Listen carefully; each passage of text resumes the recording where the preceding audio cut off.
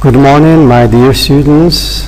I wish and I hope that no one among you is infected by this coronavirus, and I hope that you're going to be safe. Anyway, this is going to be another way of dealing with each other. I mean, this is a lecture given to you, I mean, from very far, and I hope that you are going to benefit by this new experience. Anyway, I think I'm going to talk to you about phonetics once again in a very brief way, because we had a lecture concerning this PPT presentation, and it's going to be just the first one. Afterwards, I will be dealing with a whole series of lectures, I mean, introducing the different chapters that we are going to cover during the whole semester. The first lecture, consists, it deals with phonetics, of course. How do we make sounds? And when we talk about sounds, we include in it two major, categories of sounds. We include both consonants and vowels.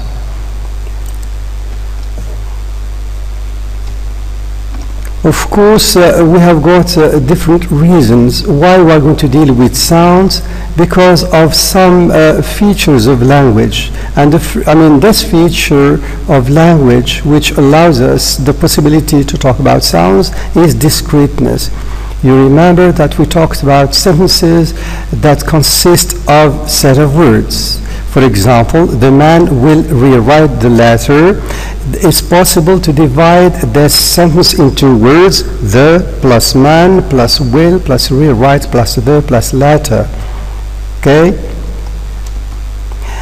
And of course, words can be divided into smaller units that we call morphemes. For example, re consists of the consonant R and the vowel A. Right consists of the consonant R followed by the diphthong I followed by the consonant T. What we notice here is that the words the morphemes can also be divided further into separate sounds. So which means that the sounds are the smallest units out of which we compose morphemes, and morphemes are higher units out of which we compose words, and words, of course, can be taken together to form sentences. This is what is being explained clearly by this figure here.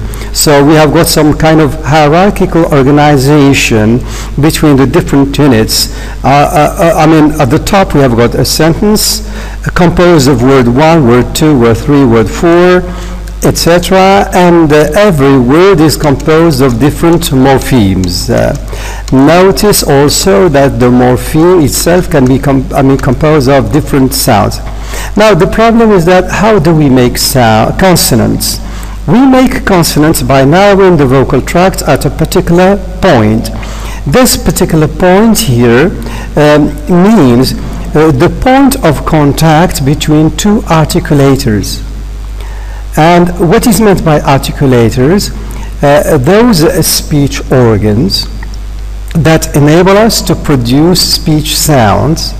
That point of contact between them is called a place of articulation. Now, what's the mechanism we use to produce sounds? Of course, here we begin by different speech organs that are necessary in the production of different speech sounds. We begin first of all by the lungs. You see them here, and we have got the windpipe. The arrow is pointing out, to the windpipe, and of course we have got the food channel. This is the food channel. Now this is another figure showing to us two different passages, the passage for food and the passage for air. And what blocks, the food to enter the passage for air is the epiglottis. You have got everything there. Okay. This is another way of showing this, what we call airstream movement from the lungs upward, I mean, through the windpipe, through the mouth, or through the nose. Okay. So here we modify the vocal tract at particular points, I mean, to produce speech sounds. Now, question 1, we make consonants by constricting our stomachs. We make consonants with our mouths all alone. We make consonants by certain rays that come from our brains. We make consonants by constricting the vocal tract at particular points. Of course, the right, answer in this case is the last one. We make consonants by constricting the vocal tract at particular points. Okay, this is another figure showing to us the whole mechanism, okay, which is involved in the production of speech sounds. Of course, we begin now by talking about the different speech organs, within our mouth. We begin first of all by the lips here. Okay, the lips play a role in the production of speech sounds. We have got also the teeth. By the way, we talk about the lower lip and the upper lip. Same thing for the teeth. We can talk about the lower teeth and the upper teeth. Okay. Now we can also talk about the roof of the mouth, which can be divided into different parts. First of all, we can talk about the alveolar ridge. It's that region just behind our upper teeth. Okay? You have got the arrow there. We can also talk about the palate. The palate is another area or region just behind the alveolar ridge. Okay, it's very hard. We can feel it by means of our tongue there. And also, just behind the hard palate, we can talk about the velum or the soft palate. It's the softest part in the roof of the mouth. Okay. The velum, and attached to the velum, there is a hanging flesh at the back of our mouth that we call the uvula. This is the uvula here. Okay. Now the tongue. The tongue, of course, from a biological point of view, is just one unit, but for the sake of the production and description of speech sounds, it should be, divided into different parts. Okay, and of course we can talk about different parts. The first one is the tip of the tongue, followed by the blade, followed by the front, followed by the back, and then the very back of it that we call the root of the tongue.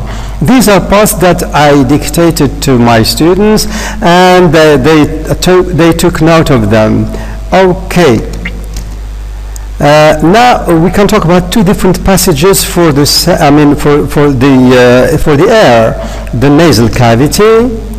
Look at this arrow here showing us this passage through the nose, the nasal cavity. Okay. So we have got two different cavities here. We have got also the oral cavity. So it's through the mouth, the oral cavity, or the passage of air through the mouth here. Okay. Now another question, how are consonants made? Consonants are made by narrowing the vocal tract at particular points. Okay. How do we classify consonants? When we talk about this classification of consonants, we are simply trying to describe how sounds in general are being articulated. So we're going to talk about three different criteria by means of which we can classify and by means of which we can describe, consonants. First of all, we can talk about, place of articulation. This is what I have just explained. It means what's the point at which the vocal tract is narrowed. And number two, the criterion number two by means of which we have to describe sounds is manner of articulation. How is the vocal tract narrowed? And of course, number three, voicing. Here we are talking about the vocal cords, whether they are open or closed. According to these three criteria, we can obtain different categories of sounds here. Okay? Now here there is a certain figure showing to us our vocal cords and how they work and how they give shape to different speech sounds that we produce. Look, the vocal cords, open and close. Okay, this is another way, a clear picture of our vocal cords while, working there, okay? So how do we classify consonants? Place of articulation, remember place P, number 2 manner, and 3 voicing. So just remember P and V. This is a very short way to remember these three criteria, P and V, place, M manner, V voice. So we can talk now about different classes of sounds according to how they are being produced or articulated, taking into account the 3 criteria just mentioned, place, manner, and voice. So first of all, let's begin by different places of articulation. We can talk about the first one, bilabial consonants. They are formed by the narrowing of the vocal tract by the lips. For example, P in pat, B in bat, M in mat, they are bilabial because the 3 consonants are being made or produced or articulated by if you like, let's say closing our 2 lips, the lower lip and the upper lip. Okay, this is what is meant by bilabial. The 2 lips are involved in the production of the bilabial sound, bilabial. Now, we have got labiodental sounds or labiodental consonants. They are formed by the narrowing of the vocal tract by a combination of lips and teeth. Okay, and teeth, not the lips. Just omit this, the last word here. So we have got the lower lip and the upper teeth.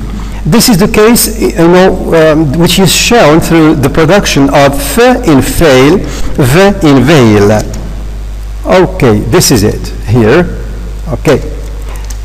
Now, another place of articulation, alveolar consonants, are formed by the narrowing of the vocal tract at the alveolar ridge. T in tap, s in sap, n in nap. So it's the blade of the tongue which is raised towards the alveolar ridge. Just remember the different parts I introduced to you in our lecture in order to remember the different parts of the tongue here. So we have got, once again, I'm going just to mention them very briefly. So we have got the tip of the tongue. Just behind it we have got the blade. Just behind the blade we have got the front. And just behind the front we have got the back and the root of it. Now, t, s, and n in tap, sap, and nap, these are called alveolar consonants because we raise the blade of the tongue towards our alveolar ridge. That's why these sounds t, s, n are called alveolar sound or alveolar consonants. Okay, this is what happens in here. Now, another category of sounds that we call interdental consonants, such as th and th.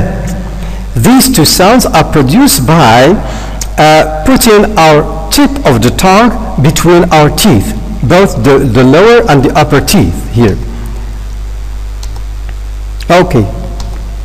Alveolo-palatal consonants, or in some books, they are called palato-alveolar consonants. These are formed by narrowing of the vocal tract between the alveolar ridge and the hard palate here. But we raise the blade and part of the front of the tongue there.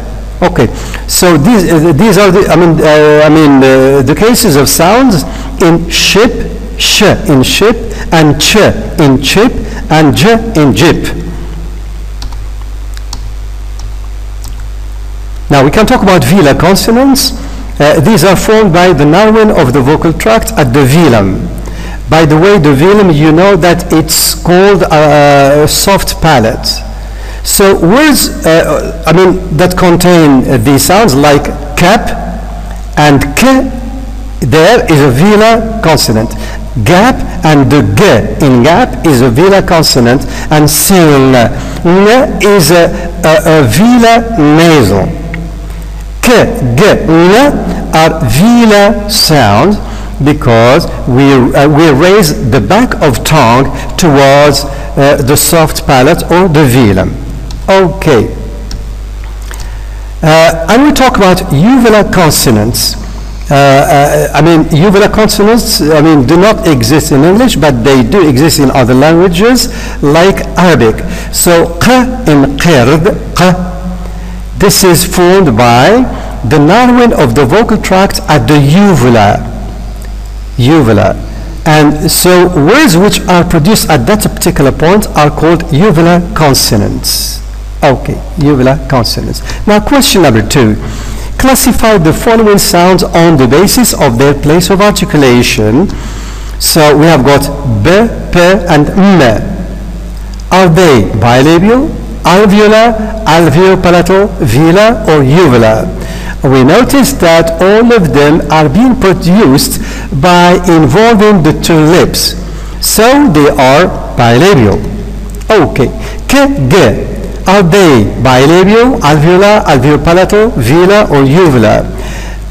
We have got sh and j. Are they bilabial, alveolar, alveopalatal, velar, or uvular? Same thing for q. Is it bilabial, alveolar, alveopalatal, velar, or uvular? Just remember what we have said concerning the description of different sounds, and we will automatically find the right answer. Okay, now we can talk about the other criterion that we introduced, number 2, which is manner of articulation. Now let's talk about different manners. The first one is what we call a stop sound, or stops in the plural. Stops are formed by a complete obstruction of air. The air is being stopped, obstructed completely by the speech organs. This is the case of p and t in pat, k and p in cap, d and g in dog, b and d in blood. In all the underlined consonants, we need to stop the air momentarily. Okay. Another manner of articulation is affricate. What is an affricate sound? Is a stop followed by a fricative sound. And they have got more or less the same place of articulation. Okay, so we have got chip and gym. Ch in chip, j in gym. Okay, nasals. Nasals are made by lowering the velum and complete closure of the vocal tract. Man, m and n in man, and n in sing, sing. So these are nasals. This is another manner of articulation. Now let's talk about lowering and raising the velum together with the uvula, of course, that follows it. Okay. So here, it can be raised or lowered. When it is raised, the only passage which is left free for the air is the mouth, the oral cavity. But when it is lowered, the air can escape through both cavities, the oral cavity and the nasal cavity. Okay? Liquids.